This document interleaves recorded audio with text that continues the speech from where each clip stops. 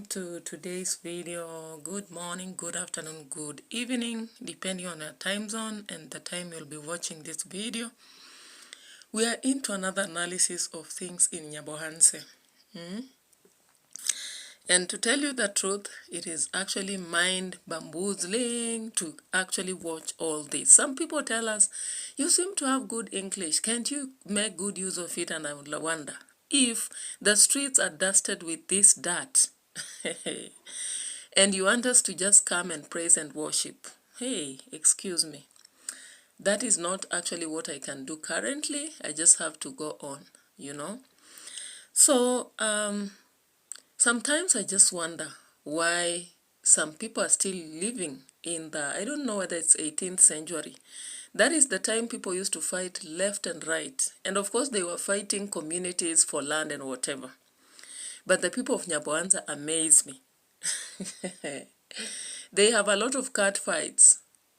And those cat fights are serious ones. By the way, if you understand what cat fights means, you know the impact. Now, when it comes to human beings who cannot solve their disputes, all they have to do is to hold some stones and throw around, or to hold some timber and want to challenge each other. Do you know in a physical fight, you are either a winner or a loser? And now, I don't understand whether these people learned anything after the demise of Mayani. Actually, we have really had to see an orphan being born in the absence of the father, and a widow being left behind just because there was a fight that led to his death. And after that, there was no compensation. Of course, the guy was left scot-free, whichever reason, we don't know. So it's unfortunate that people in NYABOHANZE, even those who are at the top, they'll still come back to sort their problems by fighting. Or the very closest solution they have is the police. They don't have any other method. They can't use reconciliation. They can't use a mediator. They cannot have talks. You know, it's unfortunate. And I look around and wonder. And people normally ask why we camp in NYABOHANZE. It's because of their dramas, never ending. You can never wake up without seeing drama in NYABOHANZE. Or something critical where you can actually see that this one is deception, or this one, you know, it's very funny. But anyway, let's watch this video and talk about it, but it's very unfortunate actually.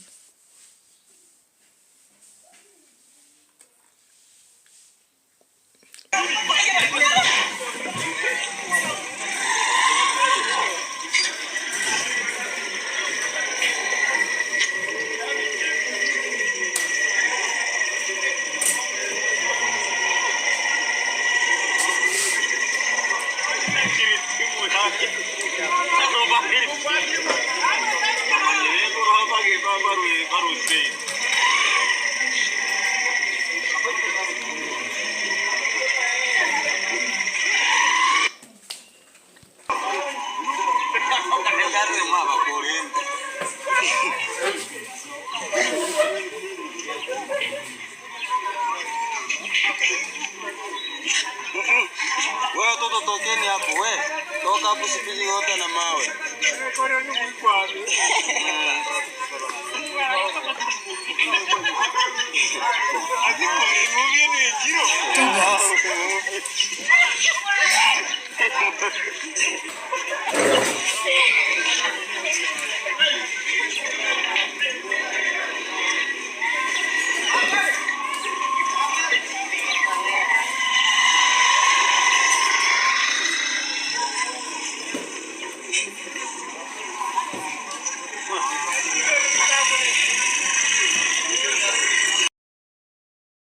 It's so funny, as you can see in that video. In my perspective, I think people in NYABOHANZE are very happy to see such a scenario. They'll only come here to announce that someone died in a fight. But the camera has bewitched them.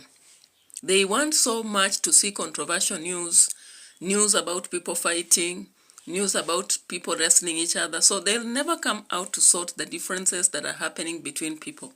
All they have to do is to hold their camera and stand and begin taking videos. It doesn't matter whether people are killing each other.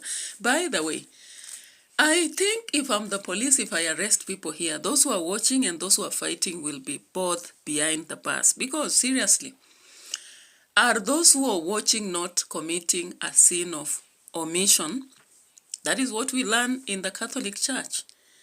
The sin of omission. Because they are omitting on something they are watching happening, something that can be tragic, and they're not doing anything about it. While those who are fighting are actually conducting a sin of commission.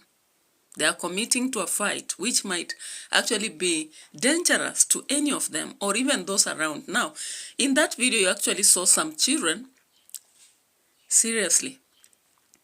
There were children who wanted to pass, possibly sent by their parents, but they have no way because somebody is charging on the other with a piece of wood. So those kids were risking their lives because the other one is actually throwing stones, pelting stones like he's chasing a dog. Very big stones. I don't know why even in Kenya they say that the Luos know how to throw stones. Couriers know how to throw stones. My goodness. On a market, a whole man charging on another with stones. Very big stones. And it only took the courage of one person who was sent among all those who are standing in a crowd to go and rescue. Unfortunately, these are YouTubers. I don't know. NYABOHANZE, after actually borrowing YouTube from Marwa, they just think that YouTube is used for charity. And that's what I see. So many of them are fighting because of charity, nothing else. So those who started, they are a step forward. Those who have decided to fight this bigger war where the only enemies are rivals are actually winning. People like David Jr., Marwa themselves, then followed by people like Gintu. Who else? Maxwell. Yeah, Maxwell has picked up in that. There is Fadela TV. Then there's another, If you watch closely, those people have money. Nasto, they can never appear in such videos as fights, cat fights, they never. And they're making it. Ask yourself why. They are in charity. They know donors don't want the kind of drama that they follow. On the other hand, somebody like Devi knows those people want to watch these dramas, but he will engage himself with people who want help, like a building of a toilet, plastering of a madhouse, and he moves ahead. But now there are those who are little-minded. They have to take these videos. So they'll never separate a fight. They'll watch. They are the audience and at the same time directors, producers of videos of fights.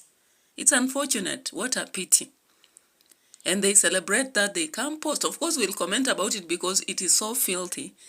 It is so uncultural in the 22nd generation, or rather century. People are still reasoning in the 18th century where people used to fight physically. If you look at countries like Russia and even the recent war, has it added any value to those countries? It doesn't. It hasn't. So fights don't add any value. Resolution does. So people are just watching. Children are risking their life. They're almost being hit. And only one sane person had to separate that fight, and the one with the wood is charged like a beast.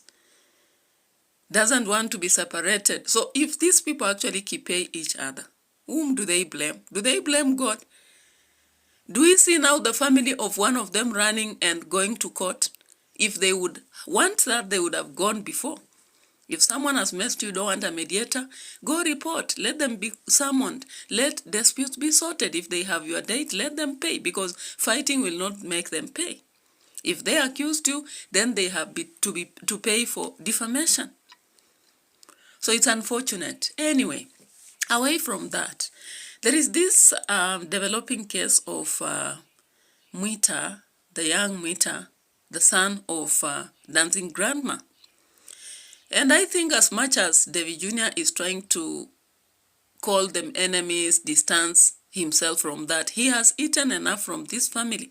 He has really made a lot of money. If anybody knows how to calculate views against money, you go and calculate views on videos that Davy Jr. has done on Dancing Grandma family only, including including that other girl that was taken to college and left school, plus. You will realize he has made lots of money from that family, because I think his niche love that drama. And so sometimes out of they say when you get it too sweet, sometimes it gets hard to grind. And I feel like as much as David Jr. is blaming this family, these are illiterate people. They have no idea about the future. So I want you to listen to this video just briefly. Yule mwenye alipeleka Waganda. Alompigia aende kule kupimwa mahindi na figo. Jana nimeenda alikuwa hayo. So tungepata namba ndio tungefanya mawasiliano afanye hiyo shughuli. Sasa hapo ndio nataka niende huko, maana ng'ombe zimelala siku tatu nzima ndani ya chumvi. Sasa hapo umeziweka sehemu zenye. Okay, she's telling us that. Sasa hapo nataka nipeleke, maana ile kitu alisema msibiti ni lazima apimwe mahindi na figo. Ona hii bandama mahali imevimba mpaka inavuja damu. Ndio maana atatengeneza damu. Okay. Ayo unaona mapafu ya Amerika yameisha. Alright guys, you realize that a lot of YouTubers are directed now to Dancing Grandma. Count of this Hosea man, there is Max, many others who are coming, so David Jr. will have a big war to fight. He will have a big war, and as much as he's saying that he doesn't give it a damn, if he started with this family and is still earning from this family and still wants, from my perception, he was supposed to take care of the health of this guy, because if I compare this situation to Brian's, this is worse. What is the loss he would make from helping Mwita heal? And then he can now walk away if he wants to, the way he's claiming, which I don't see. I don't see like he wants to move away. After constructing this house, he'll still be coming back, blaming them, saying they have said this, regretting this. You know, that drama, we understand it. But anyway, David Jr., being sober, why can't you take an initiative of ensuring that this boy is treated? Because even if he's becoming bitter, it's because he is hearing a lot around him. If us from a distance we hear a lot about NYABOHANZE, what about those within? You know, I sympathize with those people sometimes, especially those who are a bit low financially. I sympathize with them. Because now this boy is suffering. From what we can hear, he has ribs. His ribs have a problem. He is actually now vomiting blood. We have also heard about they should taste his kidneys, and so many other things. Whether it's a liver or whatever, I don't know. So that report is scaring. And if you have been caring about Dancing Grandma, you've been telling us he's your neighbor, and we know a lot of donations are coming handy. You can actually advertise, make people come handy and help. It's not you directly helping, but you are helping indirectly. Let those people refuse, not you. They may be a bit not happy, just like when Brian stole at Marwa. People are not happy, but at last they helped. So I know there is someone who wills to help. Why can't you advertise and have him helped medically? And once his situation is better, his bitterness will be blamed on him and not you. So now all these YouTubers are coming around because they are scavenging for views or donations, because that is the business in NYABOHANZE. By the way, for those who don't know, that is what makes people thrive in NYABOHANZE. They'll never tell us. They'll say God has done it or whatever, but it's donators who do it. There are donators who do it. So Max has come around now. We have seen Hosea coming around. Why? They want to hold on Mwita and get attached to the other old Mwita and Dancing Grandma to get views and get donors. So they have actually come around indicating they want to help the young Mwita. And maybe some donor will be willing to build a house. Who knows? At Mama Ann's, did it not happen? So this boy actually deserves help. Nobody doesn't deserve help. Whether they are ungrateful, whether they are betrayers, treacherous as David always puts it, they deserve help. That is the only son that Dancing Grandma has. He deserves help. So he should be assisted medically to get well, and then things can move on, you know. But then the blame, and dumping him will not help, because Dancing Grandma will not be at peace when the son is sick. Old Mwita as well. And the New Jersey lady, I wonder what is her problem. Why should she insist on helping Yaya? Yaya who is not ready to change. Why can't she help this boy who is sick? And I've seen other people, like in Chagwa and whatever, start businesses for such people who are serious about life. But anyway, we talk and talk and talk. Does it impact on the society in NYABOHANZE? I don't know, because I'll be looking at that with time and seeing, is our talk helping really?